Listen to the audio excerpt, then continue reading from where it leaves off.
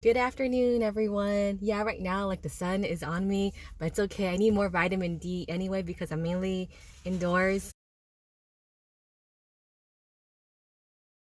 A substitute teacher is someone who fills in for the full-time teacher for that day. It can range anywhere from a period, a couple of hours, a day, a week, a month, and sometimes a good chunk of the year. But basically, the time ranges vary.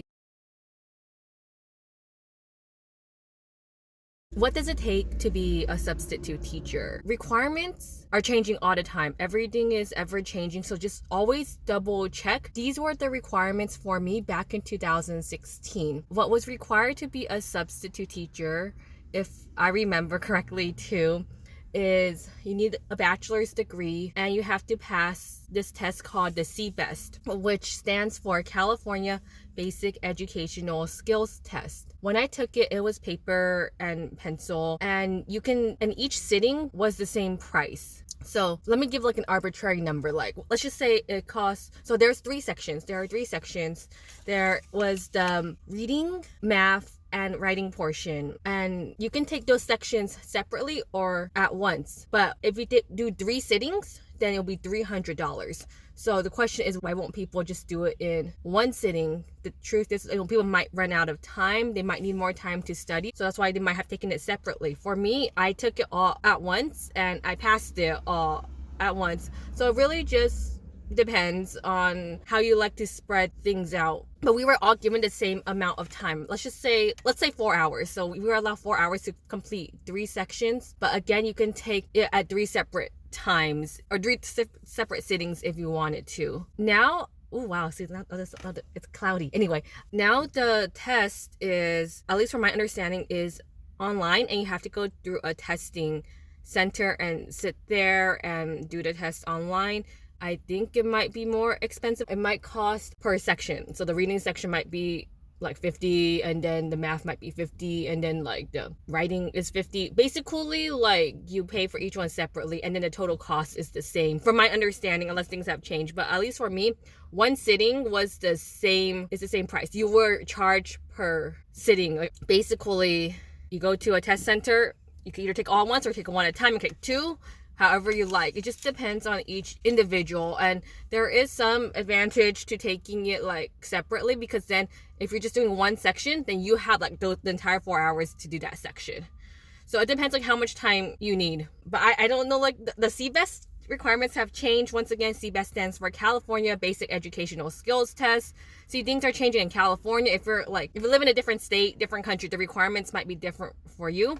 So once again, the requirements to be a sub is a bachelor's degree and a CBEST, from my understanding and during my time, because things have changed. Who knows if you still need a bachelor's degree? Actually, I'm not even sure if I needed a bachelor's degree. I was just kind of under the assumption that I needed it, but I already had it at that time, thankfully. So it was okay either way. But then after you get the test and the required documents, one more document that's important is that you have to pay for a 30-day emergency permit. What that means is that you can only sub for the same teacher for 30 days in the semester, from my understanding, if I read that correctly. However, if you have any kind of teaching credential, you do not need to pay for the emergency permit.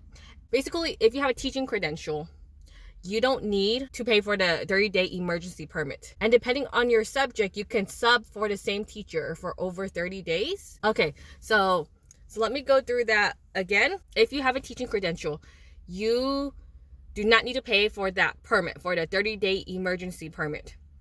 If you have a credential in the subject that you're subbing for, you can sub for that teacher for over 30 days.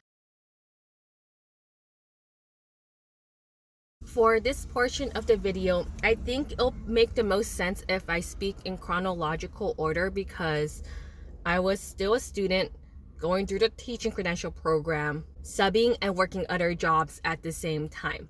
So I'm gonna go by semester. So I graduated in December 2015, and I began the teaching credential program in spring 2016. In spring 2016, I was still working as a statistics tutor, and my title was a biology lab instructor. So I had a couple of part-time jobs on campus while also being in the teaching credential program. At this time, I was not subbing, but I was taking classes for the teaching credential program.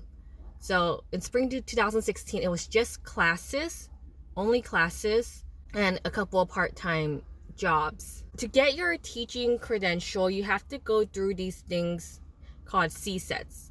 And this has also changed as well, but when I took my CSET stands for California Subject Education Test. Educational? Not sure. But either way, it's for your particular subject matter. To get into the program, you have to pass. So there was 3 tests. I think one of them was, I believe, basic biology and chemistry, basic physics and earth science. And then the other one was specifically for biology.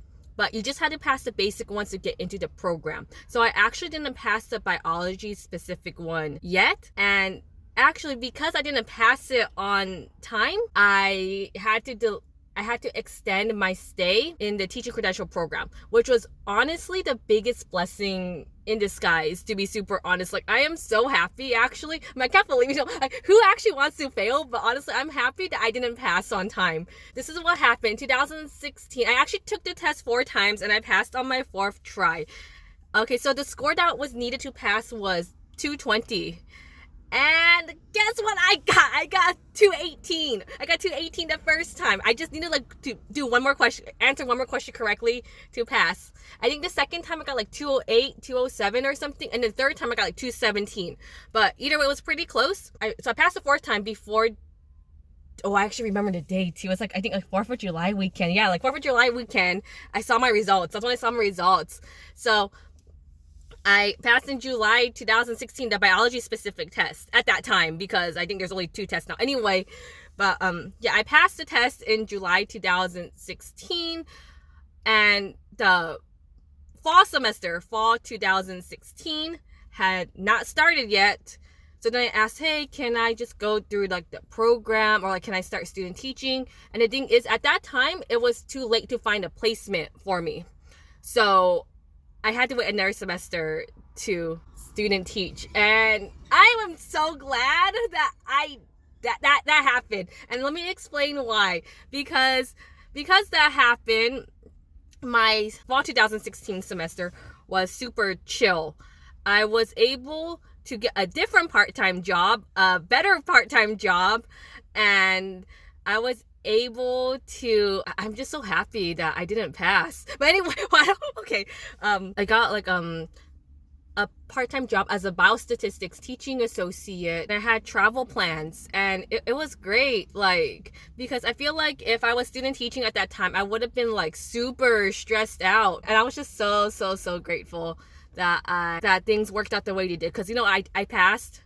I got a new part-time job, and I was able to travel, because I made plans to travel to Japan, and that's my childhood dream. So yeah, because the thing is, if I had student teaching, I would have been too stressed out to even think about traveling. So I'm happy that worked out the way it did. So in fall 2016, I only substitute taught once, and that was when I learned that you can sub for extra periods. I came in really early, and I was able to sub for a first period class, because my other class that I was subbing for was from 2nd to 7th. And I get paid by the day. So you get paid for 5 periods. And that's what happened. I got paid for 5 periods. I got paid for the full day, and I had another period on top of that. But they also needed me during that person's, for another period for that other teacher too. So I managed to get extra periods. So that's when I learned that you get paid, that you can get additional pay if you sub for extra periods, in addition to the 5 periods that you're already subbing for. Okay, so that's my experience in 2016. I will continue with 2017 shortly, more about my student teaching experience.